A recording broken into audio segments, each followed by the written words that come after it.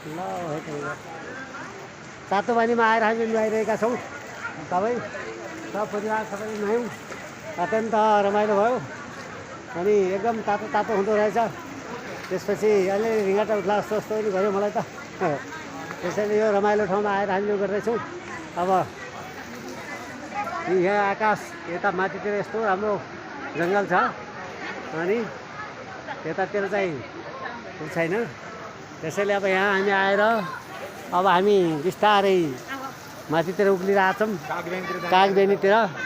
अनि कागबेनीमा आज बस्ने, भोलि चाहिँ हामी मुक्तिनाथ पुग्नेछौँ र मुक्तिनाथको दर्शन गरेर हामी फर्किनेछौँ। त्यसैले हामी यहाँ आइरहेका छौँ। यति रमाइलो ठाउँ छ यहाँ। यहाँ सबै आउनु होला, रोग व्याधि नाश हुन्छ।